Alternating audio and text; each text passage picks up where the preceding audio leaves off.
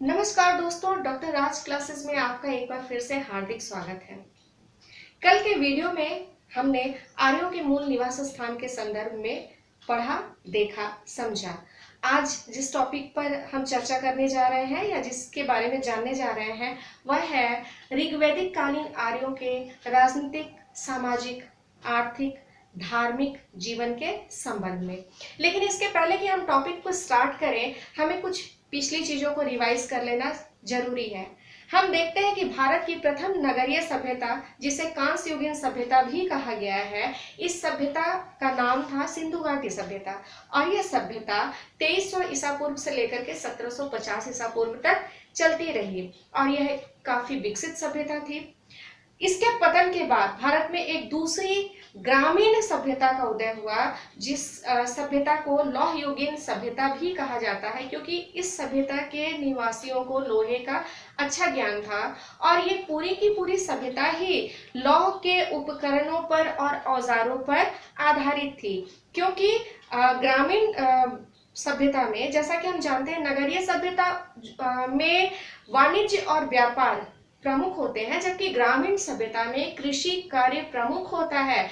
तो आर्यों का प्रमुख पेशा जो था वो कृषि कार्य था और कृषि कार्य को सुगम बनाने के लिए, सुचारू रूप से करने के लिए, बड़े पैमाने पर अनाज का उत्पादन करने के लिए लोहे की खोज ने, लोहे के उपकरणों ने, लोहे के औजारों ने एक महत्वपूर्ण भूमिका का निर्वाह किया। तो ऋग्वैदिक सभ्यता जो है, इसका पूरा का पूरा ज्ञान ऋग्वेद नामक ग्रंथ पर आधारित है। वैदिक सभ्यता की जानकारी हमें कैसे मिलती है?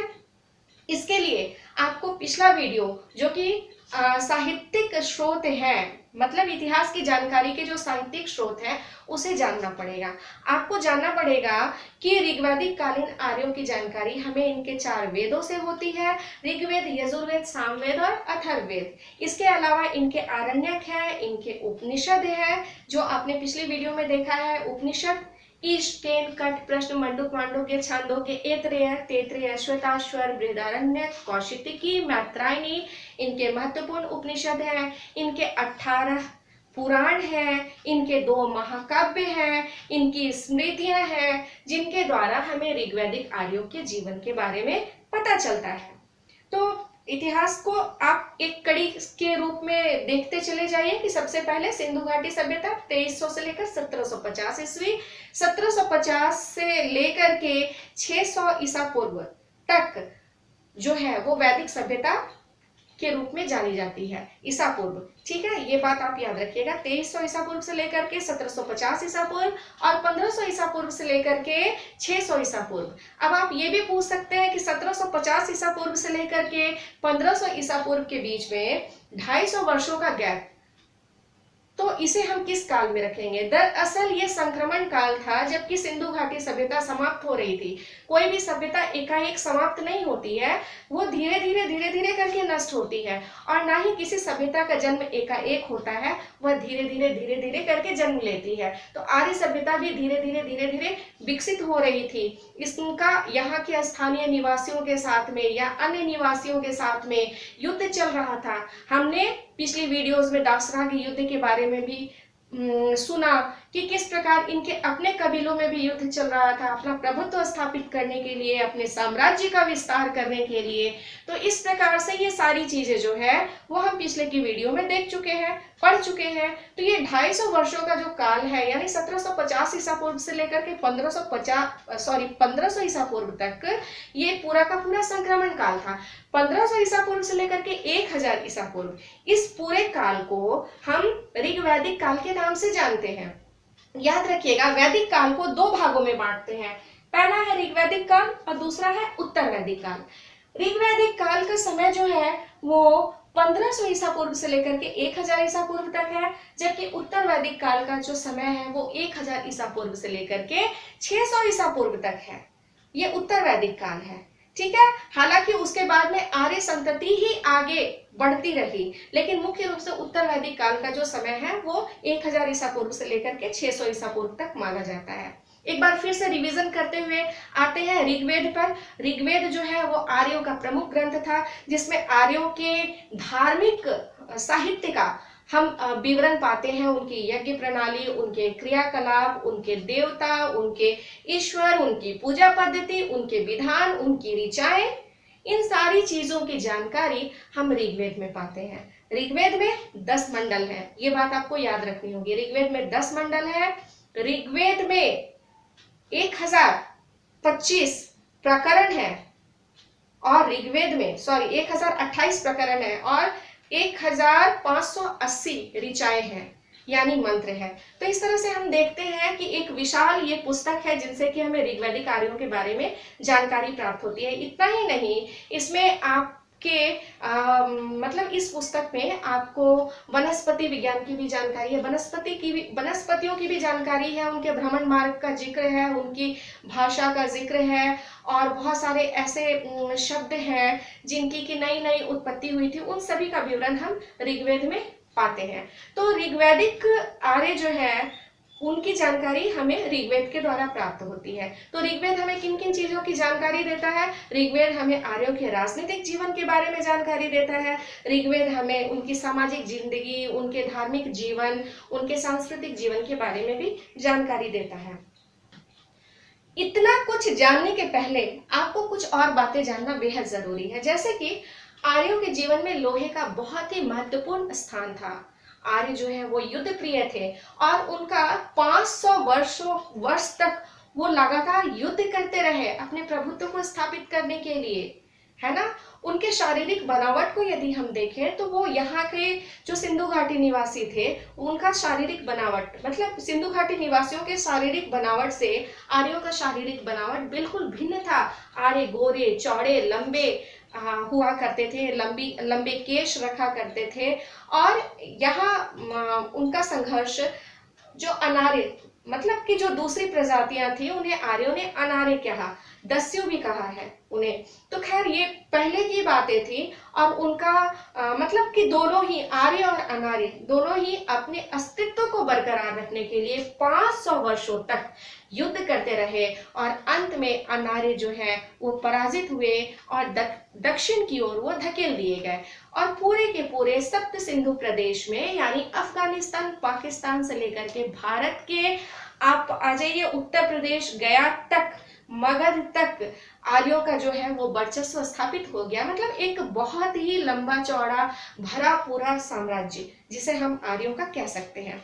आइए अब हम आते हैं आर्यों के राजनीतिक जीवन के बारे में।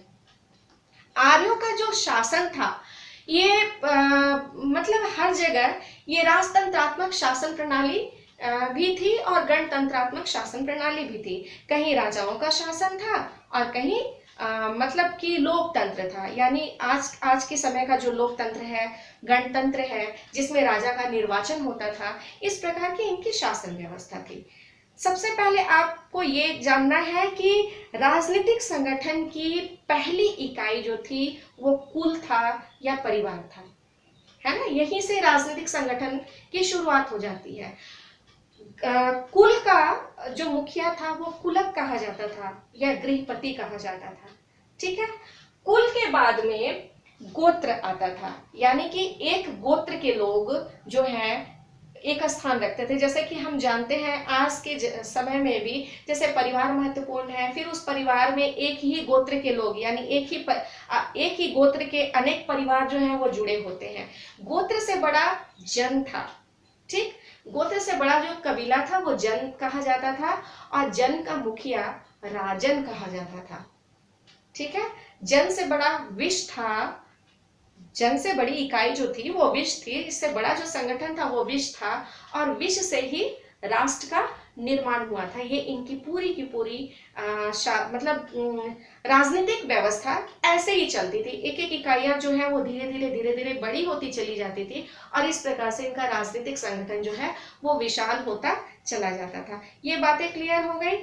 आप समझ लीजिए कि जन जो है, जन का जो मुखिया है राजन, उनका शासन में बहुत ही महत्वपूर्ण स्थान हुआ करता था।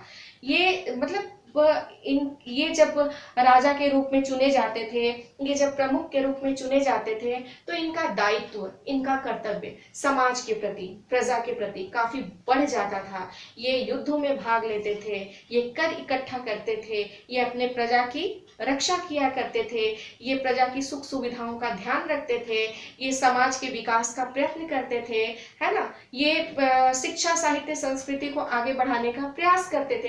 तो इस प्रकार ये इनके सारे कर्तव्य थे, और बदले में प्रजा इनके प्रति हमेशा ही नैतिक रहने की जिम्मेदारी लेती थी। यानी कि हमेशा ही उन राजा के प्रति भक्ति भाव प्रजा के मध्य में पाया जाता था। वो कर देती थी राजा को, और उस कर का संग्रहण होता था, जिस कर को विपत्ति काल में या विपदा के समय में राजन इस्तेमाल किया करता था। तो क्या, दूसरा प्रश्न ये आता है, तो क्या राजाओं के अधिकार जो थे वो सार्वभौमिक थे? क्या राजा जो है वो सबसे बड़ी इकाई थी? क्या राजाओं के ऊपर किसी भी प्रकार का नियंत्रण नहीं था? क्या राजा निरंकुश हुआ करते थे? तो इसका जवाब है नहीं। राजाओं के अधिकार असीमित भले ही थे, अन्य सभ्यताओं की तरह ऋग्वैदिक काल में भी राजाओं के असीमित अधिकार थे, लेकिन ये निरंकुश नहीं थे। इनके ऊपर अंकुश लगा करके रखा जाता था, और अंकुश लगाने के लिए 3 प्रकार की संस्थाएं थी। ये संस्थाएं थी 3 प्रकार की: विदत, सभा और समिति। आपको याद रखना होगा, विदत, सभा और समिति। अब थोड़ा इन संस्थाओं के बारे में भी जान लेते हैं। सभा जो थी, विदत पे बाद में आते हैं, सभा पे आते हैं। सभा जो थी, जो उस समाज के धनी मानी लोग होते थे, उनका जो एक संगठन होता था, उसे सभा कहा जाता था। ठीक है। इनका दूसरा जो संगठन था वो विदत था। विदत में मुख्य रूप से विद्वान शामिल हुआ करते थे, और विदत एक बड़ी संस्था थी, और यही विदत और सभा मिल करके राजन का चयन किया करते थे। क्लियर हो गया? आगे बढ़ जाए। अब हम आते हैं समिति पे। समिति एक तीसरी संस्था थी, जिसका काम था कि जैसे कि कोई प्रस्ताव आया समाज की ओर से, तो उस प्रस्ताव पर चर्चा कराने वाली जो संस्था थी, जिसमें कि सामान्य जन भी हुआ करते थे, जिसमें कि सभा के सदस्य भी हुआ करते थे, और जिसमें विदत के सदस्य भी हुआ करते थे। तो ये सारे जो हैं वो समिति के अंग हुआ करते थे, राजन भी हुआ करते थे। जहाँ किसी भी प्रकार का प्रस्ताव लाया जाता था, उस प्रस्ताव पर चर्चा होती थी, और चर्चा का जो निष्कर्ष निकलता था, उस निष्कर्ष के आधार पर कार्य जो है संपादन हुआ करता था। इसके अलावा इस पूरी व्यवस्था में, यानी कि ऋग्वैदिक आर्यों के पूरे राजनीतिक संगठन में, हम ये भी देखते हैं कि 3 प्रमुख प्रकार के पदाधिकारी थे। पहला पदाधिकारी सेनापति थे, दूसरा पदाधिकारी राजपुरोहित था, ठीक है, और तीसरा पदाधिकारी स्वयं राजा हुआ करता था। सेनापति का मुख्य काम क्या था? सेनापति का मुख्य काम युद्ध का संचालन करना था। सेना को हमेशा युद्ध के लिए तैयार करके रखना होता था, है ना। और चूंकि आर्य जो है वो घोड़े का और लोहे के औजारों का युद्ध में काफी मात्रा में इस्तेमाल किया करते थे। उनके पास कवच होते थे, उनके पास शिरस्त्राण होते थे, है ना। तो इस तरह के कवच का या इस तरह के आवरण का वो इस्तेमाल किया करते थे, प्रयोग किया करते थे। तो इनकी पूरी की पूरी जानकारी रखना, इनकी व्यवस्था करके रखना, अपने सैनिकों की व्यवस्था करके रखना, है ना, और अपने घोड़ों की व्यवस्था करके रखना, हाथियों की व्यवस्था करके रखना, ये सारे के सारा कार्य जो है वो सेनापति किया करते थे। दूसरा पदाधिकारी जो था वो राजपुरोहित। राजपुरोहित का मुख्य काम था समाज के समाज पर एक प्रकार से निगरानी रखना। राजपुरोहित जो है वो धार्मिक कार्यों का संपादन तो किया ही करते थे, यज्ञ करवाना, राजा को सलाह देना, प्रजा के कष्ट से दुख से राजा को अवगत कराना, ये सारा काम ही राजपुरोहित का हुआ करता था, ठीक है।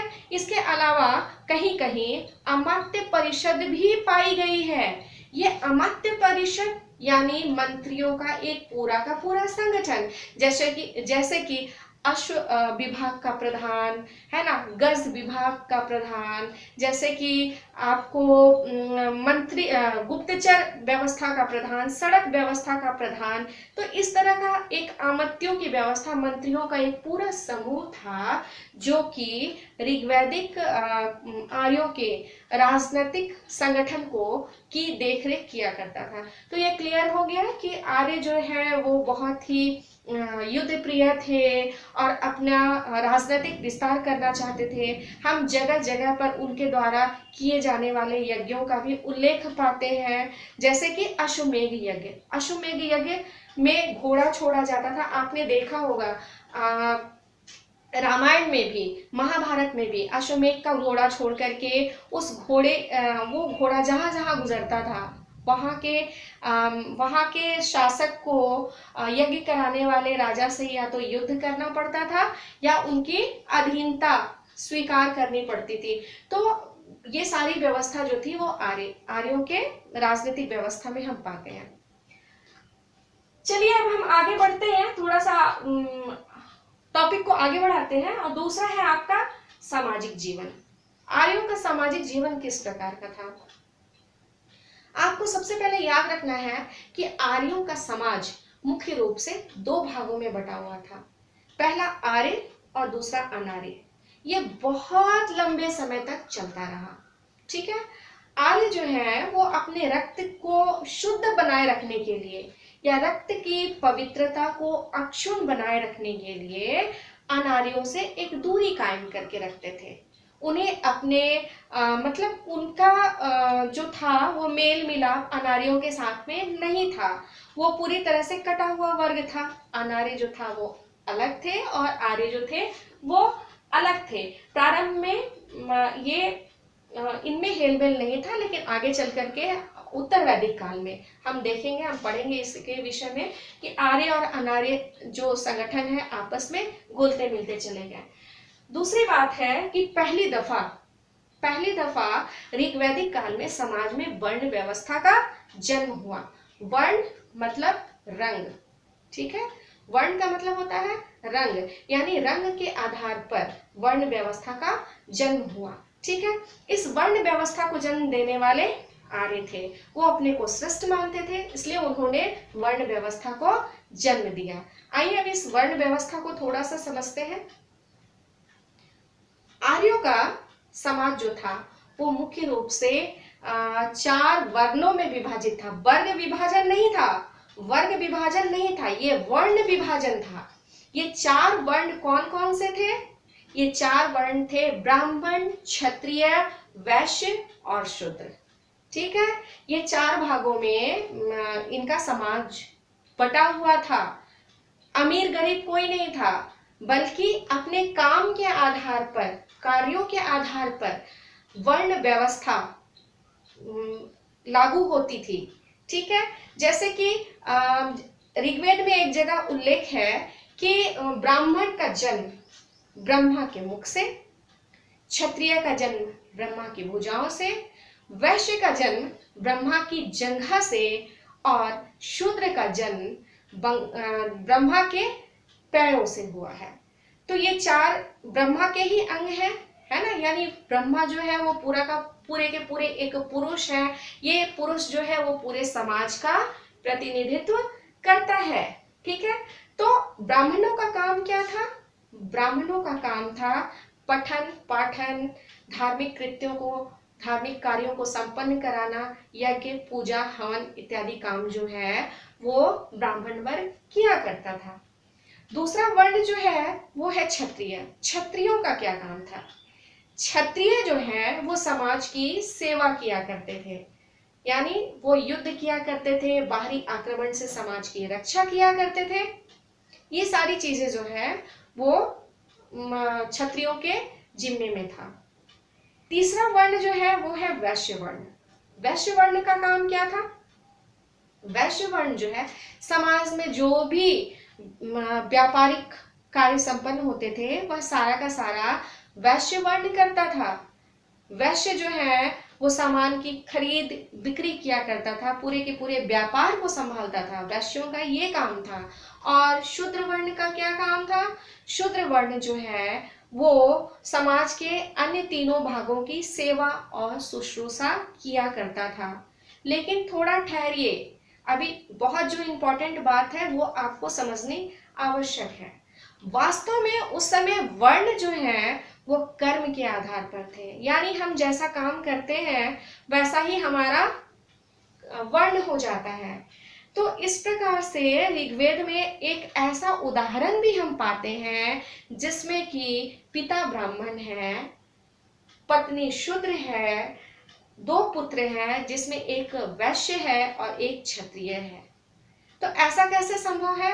वास्तव में हम जिस प्रकार का कार्य करते हैं हमारा वर्ण उस काल में वैसा ही हो जाता था। सपोज दैट आप ये समझ सकते हैं कि जैसे आज मैं पढ़ने पढ़ाने का काम कर रही हूँ तो मैं ब्राह्मण हो गई, लेकिन कल के दिन यदि मुझे मन नहीं करेगा कि मुझे ये नहीं करना है और मुझे फोर्स में जाना है, मुझे सेना में जाना है और मुझे युद्ध लड़ना है, तो जिस दिन मैंने उस कार्य को अपना लिया उस दिन मैं क्षत्रिय हो जाऊंगी। ठीक है। यदि मान लीजिए कि मेरा मन है कि मैं ये सारा कुछ ना करके कुछ व्यापारिक कार्य करूं, तो उस दिन से मैं वैश्य वर्ण में मेरी गिनती होने लग जाएगी। और मान लीजिए कि यदि मेरा मन है कि मैं लोगों की सेवा करूं, तो ऐसी स्थिति में मैं शूद्र वर्ण की हो जाऊंगी। तो आपको ये समझना पड़ेगा कि ऋग्वैदिक काल में वर्ण का परिवर्तन बहुत ही आसान था। बड़ी आसानी से लोग एक वर्ण से दूसरे वर्ण में चले जाते थे, ये कोई मुद्दा नहीं था। वर्ण व्यवस्था जो है कोई मुद्दा नहीं था और वर्ग विभाजन तो कहीं था ही नहीं। हाँ, आगे चल करके धीरे धीरे वर्ण व्यवस्था जो है वो जाति व्यवस्था में परिणत हो गई। इस प्रकार हम देखते हैं कि ऋग्वैदिक काल में मतलब आराम से बहुत ही इजी वे में एक वर्ण से दूसरे वर्ण में ट्रांसफर होना, शिफ्ट हो जाना आसान था। लेकिन आगे चल करके उत्तर वैदिक काल में ये चीज थोड़ा मुश्किल होता चला गया और उत्तर वैदिक काल में इसी वर्ण व्यवस्था ने जाति व्यवस्था का रूप अख्तियार कर लिया।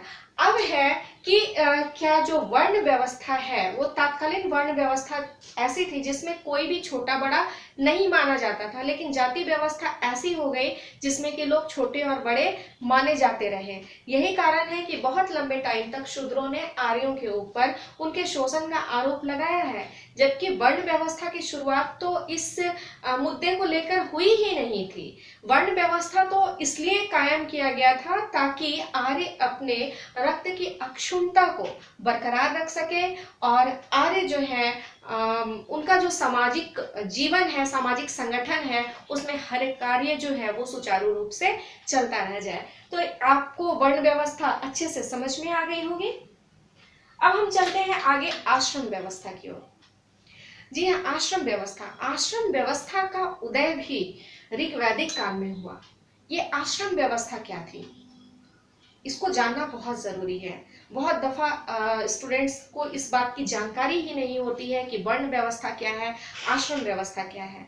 तो मैं बता दूं आपको कि आर्यों ने पूरे के पूरे मानव जीवन का विभाजन 100 वर्षों का मानकर, मतलब उनका ये कह सकते हैं दूसरे शब्दों में हम कि आर्य जो है उन्होंने पूरे मानव जीवन को 100 वर्षों का माना है।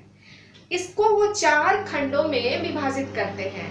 प्रथम खंड 25 वर्ष का, दूसरा फिर 25, फिर 25, फिर 25, यानी चारों मिला करके 100 वर्ष मानव जीवन के संपन्न होते हैं। और इन चारों खंडों के लिए आर्यों ने अलग अलग कार्य निर्धारित कर दिए थे। जैसे पहला मतलब कि जन्म से लेकर के प्रारंभिक 25 वर्ष को हम ब्रह्मचर्य आश्रम के रूप में जानते हैं। ब्रह्मचर्य आश्रम में क्या होता था?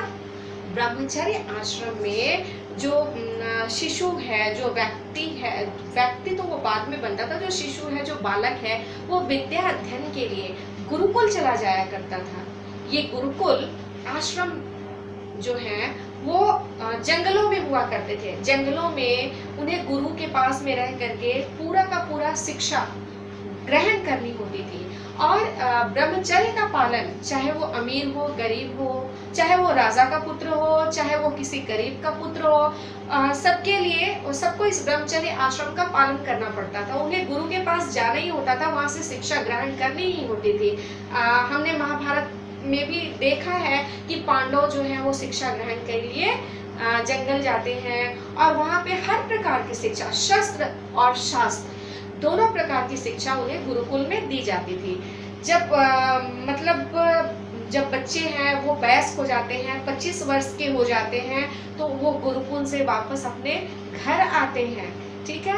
और घर आने के बाद उनका गृहस्थ आश्रम प्रारंभ होता है। दूसरा आश्रम है महत्वपूर्ण आश्रम, गृहस्थ आश्रम में है, ठीक है। तो गृहस्थ आश्रम में के क्या काम थे? गृहस्थ आश्रम में जो व्यक्ति है उनका विवाह संपन्न होता था, वो परिवार को आगे बढ़ाते थे और अपने सारे गृहस्थ जीवन और उनके कर्तव्यों का निर्वहन करते थे। ये अवस्था 50 वर्ष की उम्र तक कायम रहती थी। 50 वर्ष का होने पर व्यक्ति को अपना घर छोड़ करके जंगल की ओर प्रस्थान कर जाना पड़ता था। इसे हम वानप्रस्थ, वन जोड़ प्रस्थान, वन की ओर प्रस्थान, जंगल की ओर प्रस्थान ऐसा कहते हैं। वो अपना सांसारिक सुख सुविधा छोड़ करके जंगलों में रहने लगते थे, गुरुओं की सेवा करने लगते थे। मतलब उनका ध्यान जो है भौतिक भोग विलास से हटा करके वो अपने जीवन को सादे रूप में व्यतीत करने का प्रयत्न करने लगते थे। तो ये हमारा पीरियड जो है, ये जो अवधि है, ये आपका 50 से लेकर के 75 वर्ष तक ये माना गया है, ठीक है। 75 वर्ष का हो जाने पर व्यक्ति जो है वो संन्यास आश्रम में प्रवेश कर जाता था। याद रखिएगा, वानप्रस्थ आश्रम में जो लोग प्रवेश करते थे उनका मुख्य कार्य विद्या दान भी था। वो विद्या को परोसा करते थे, ऐसे लोग ही गुरुकुल चलाया करते थे। और अंतिम समय जो है या अंतिम आश्रम जो है उसे हम संन्यास आश्रम के रूप में जानते हैं। संन्यास आश्रम में मनुष्य जो है वो मुख्य रूप से उसका काम जो है ईश्वर की भक्ति, भावना, सेवा, यही सारी चीजें प्रमुख रहा करती थी, ठीक। तो ये क्लियर हो गया। आश्रम व्यवस्था थी, आश्रम की व्यवस्था की गई थी ताकि आश्रम के द्वारा मनुष्य के जीवन को सुचारू रूप से चलाया जा सके।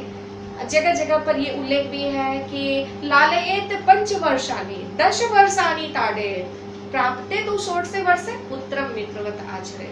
तो जगह जगह पर मनुष्य को किस प्रकार का आचरण करना चाहिए, ये सारी की सारी बातें जो है वो आश्रम व्यवस्था में सिखाई जाती थी। आगे बढ़ते हैं। ऋग्वैदिक आर्यों के जीवन में परिवार का क्या महत्व था? देखिए, परिवार सबसे छोटी और सबसे महत्वपूर्ण इकाई होती है किसी भी सभ्यता में। बिना परिवार के हम समाज की कल्पना ही नहीं कर सकते हैं। समाज का निर्माण तभी होता है, समाज का विकास तभी होता है जबकि वहाँ परिवार, ठीक है।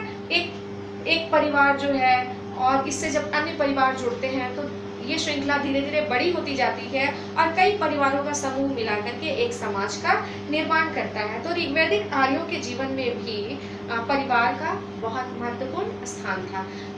परिवार का जो मुखिया है वो गृहपति कहा जाता था या स्वामी कहा जाता था।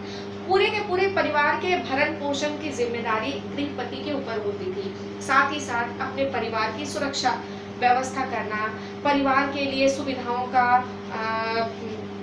जुगाड़ करना, परिवार के लिए सभी कर्तव्यों का निर्वहन करना, ये सारा का सारा दायित्व गृहपति का हुआ करता था।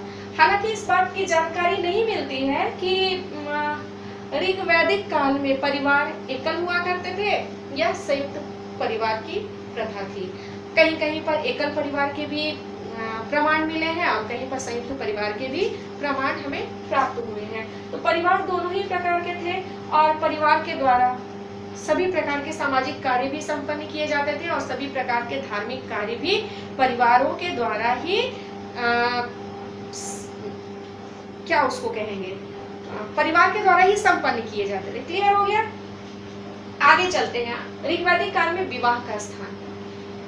बिना विवाह के परिवार नहीं हो सकता है, तो परिवार स्थापित करने के लिए विवाह का होना बहुत ही जरूरी है। तो ऋग्वैदिक आर्यों में भी विवाह नामक कार्य हुआ करते थे और स्त्रियों को इतना अधिकार था कि वो अपने लिए वर का चुनाव कर सके और अपनी मर्जी से विवाह कर सके। यहाँ तक कि अलग अलग प्रकार के विवाहों का उल्लेख भी हम ऋग्वैदिक काल में पाते हैं।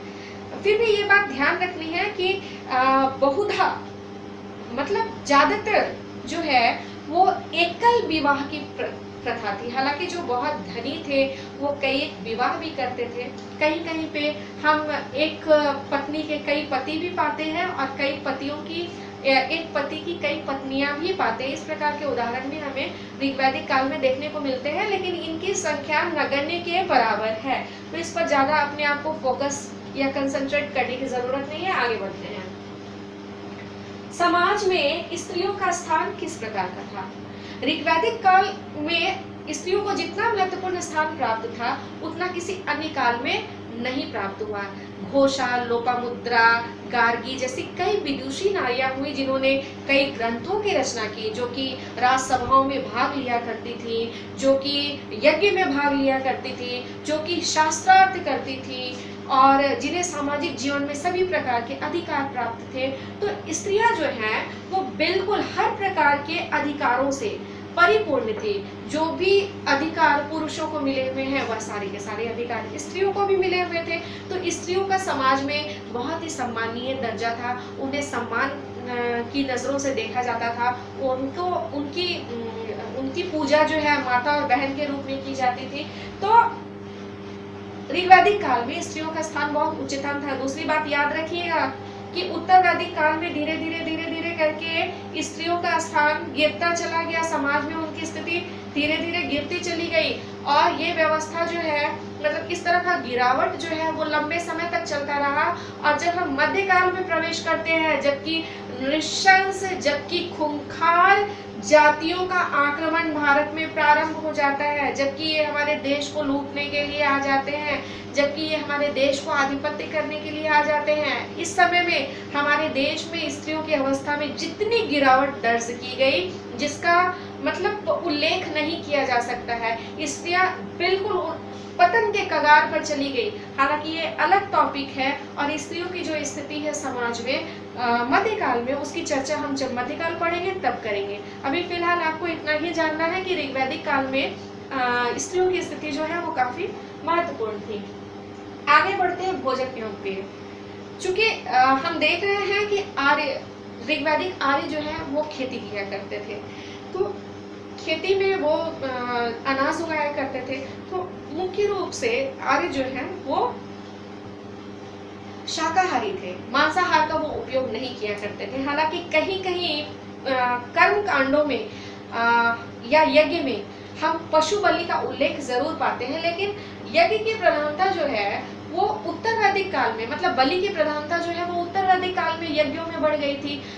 ऋग्वैदिक काल के जो आर्य हैं वो यज्ञ को समिधा से पूर्ण करते थे, यज्ञ को आहुति से पूर्ण किया करते थे और उनकी यज्ञ में जो इस्तेमाल करने वाली वस्तुएं थी वो घी, दूध, दही, इस तरह की चीजें हुआ करती थी।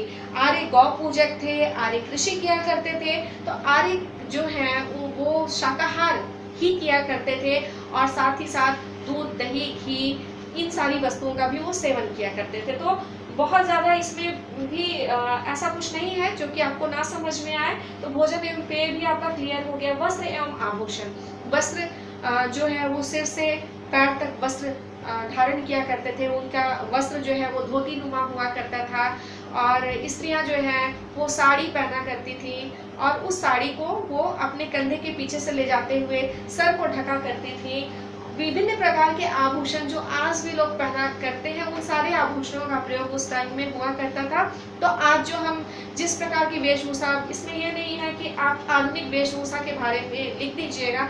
भारत में जो पारंपरिक वेशभूषा है लगभग इसी प्रकार की वेशभूषा का जो है वो ऋग्वैदिक कालीन स्त्री और पुरुषों का हुआ करता था और उस समय में हम जिस प्रकार के आभूषण का प्रयोग करते थे उसी प्रकार के आभूषणों का प्रयोग हम आज भी किया करते हैं। में भी ऐसा हो सकता है कि अगले कुछ दिनों में एक वीडियो भी मैं आपको दिखाऊं जिसमें आर्यों के वस्त्र आभूषण के बारे में आपको विशद जानकारी मिल जाए।